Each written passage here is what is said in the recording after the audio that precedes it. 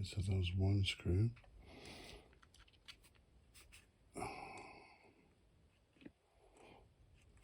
Okay, that's the second screw. So in here, there's a brass copper type connection going into the side of the boiler with, I think they've kind of modelled a valve, pressure valve connection there. Good job. Now,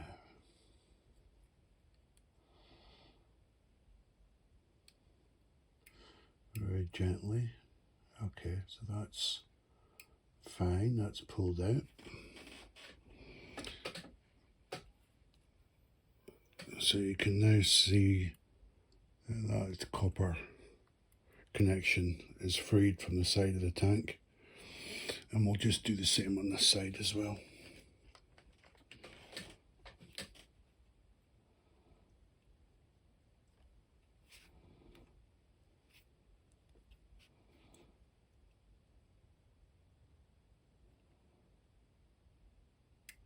There we go.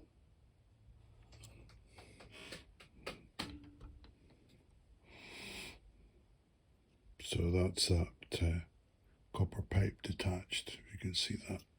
Okay, just applying some pressure on the body shell just to gently ease this apart from the chassis.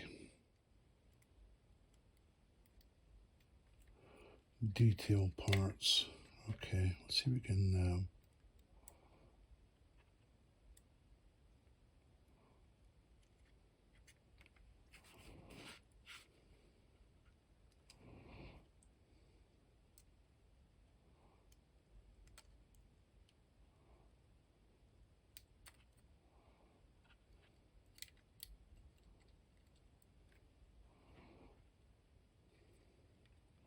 let's go back. I said, oh, there we go. Yeah, so what was stopping it was some of these brake rigging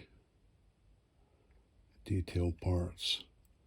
You have to kind of get past that, and I'll tell you what, that's going to be a nightmare trying to get this back in and moving those out of the way. But anyway, that's it done. So that's the body shell. Just put that to the side, and now we are on the internals.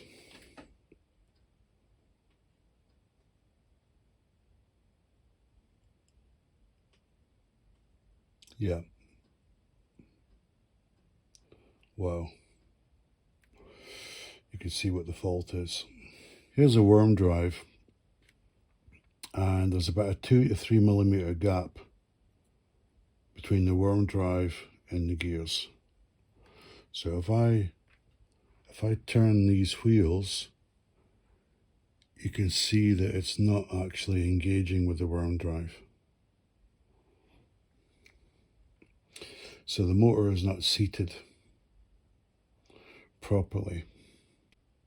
That motor is way too loose in its compartment. I don't know if you can see that. There's vertical travel. Try and put it around. There's vertical travel in this worm drive and the motor.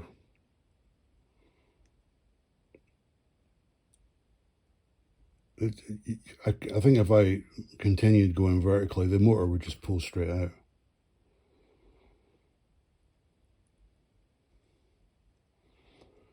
It's just, wow, look out, it's so free, look at this.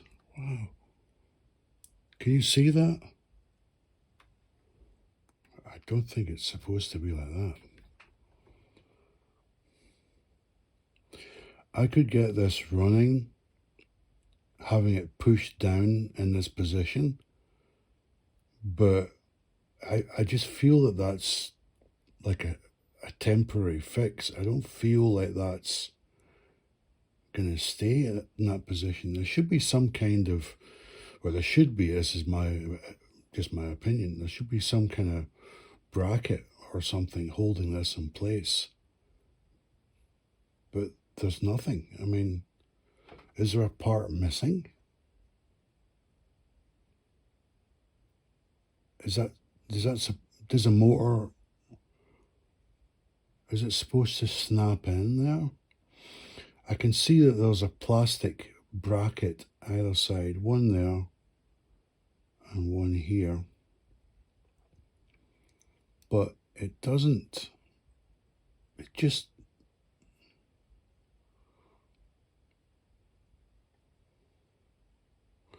let me look at under the powerful magnifying glass. Just bear with me a second. Okay.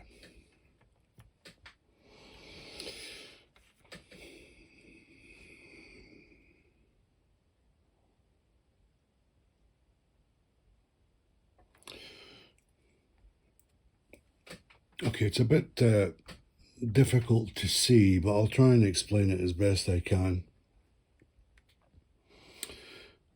The front of the motor, and there's a part of the mechanism, the worm drive fits into this plastic block, and that block fits into two vertical plastic posts which have a slight edge on it, which is supposed to trap the motor and the drive in position, but it doesn't.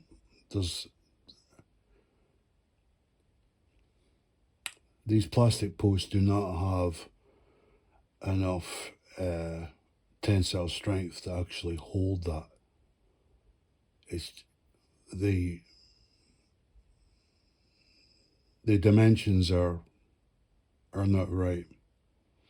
So the two posts that should be basically like this, they're actually slightly splayed apart, and there's a triangle section here. So when you push the black box down, the triangle section effectively holds the motor in position, but it's not designed properly, so it's slightly splayed.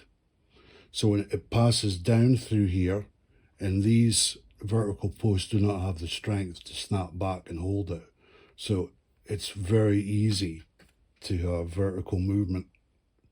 I'm going to put it back together again and just run it temporarily, but I think I'm going to return this because I don't see this as a long-term fix. I wonder how common this fault is. Anyway, let's put this back together, and then we'll try her on the track. And she's going to run. I'm pretty sure she's going to run, but it's purely temporary. This is not a fix. I'm just moving the motor back into her position. So, okay, I'll bring you back once I get her onto the track. Okay, so the Accurascale 0-4-0 Andrew Barclay is now temporarily repaired. The dilemma I've got, I guess, in my head is, okay, I'll speak to Accurascale on Monday, but is all the locomotives the same with the issue with the mounting of the motor?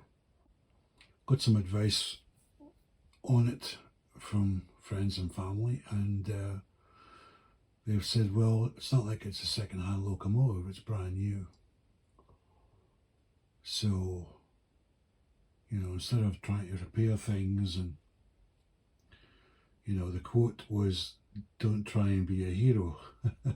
So I'm going to get a replacement. Anyway, I am going to be able to show you this running. So I've got it on the rolling road. I had a little bit of time earlier, so that's when I fixed it, and I put it on the rolling road for a little while, but then family stuff took over, and then I had to go away. So So we're back again. So it's on low power, and I'll just ease her up, and you can see she's moving now on a rolling road. It's very difficult to run this on a rolling road because the spacing between the two axles is very short. But as you can see, I'm just slowly increasing the speed.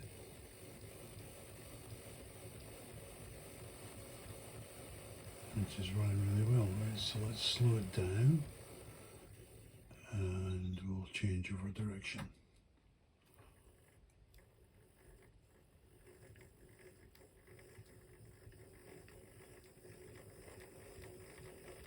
As you can probably hear, it's very, very quiet.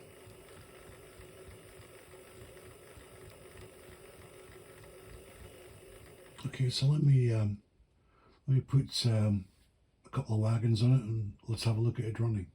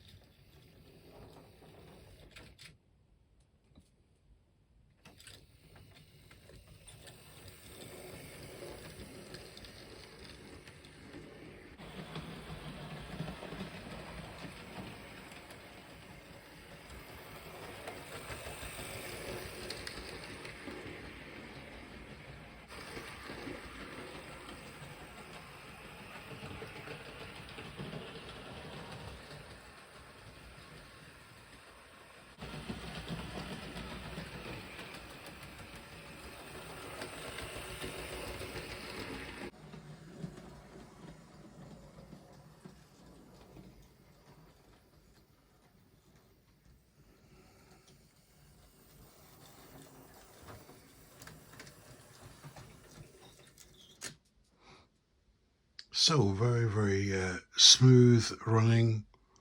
The word that comes to mind with this locomotive is it's a delightful locomotive. It's really, really pretty, and yeah, it's just a shame that there's this flaw with the engine mount or the motor mount.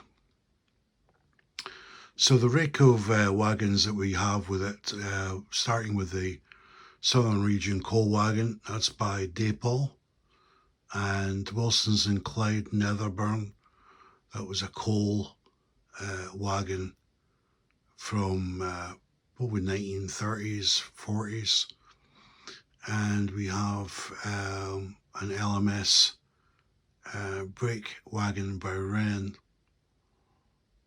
So I don't know if I said Wilson's and Clyde was Oxford Rail.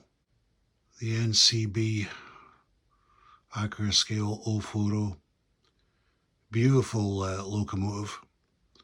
As I say, I will be talking to Accurascale once their office opens up. I'll organise to get a replacement. You know, if this has been a second-hand locomotive and I paid a second-hand price for it, you know, I'm very used to repairing locomotives. A normal thing for me. I wouldn't say it's always successful, but I think I've got a pretty good success rate on repairing locomotives and wagons and stuff. But you shouldn't have to do that when you spend £100 on a brand new locomotive, especially from a company that's reputed to be one of the best model railway locomotive companies or model rail companies in the world. So you just expect, well, I expect a bit better, you know. This is one of the Accurascale's sort of leading products, I would imagine. And you know what? Thinking about it, I think the locomotive did test as a positive test at the factory, and it was boxed up. But in transit, because of the flaw in the motor mount, it had become dislodged, and the worm drive was 3mm away from the gears.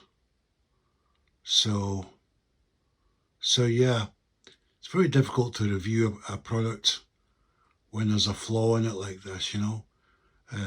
I wish there wasn't the flaw, and then I could just give this a 10 out of 10. But I can't. I think we have to just do a retake with the next model. Anyway, we'll wrap it up now, and I'll let you know what the outcome is with Accurascale, or whether we get a replacement. And I hope you found the video informative. I certainly hope you don't have the same fault that I have, but if you do, maybe I've give you some indications on how to get it running. Anyway, thanks for watching, and I'll see you next time.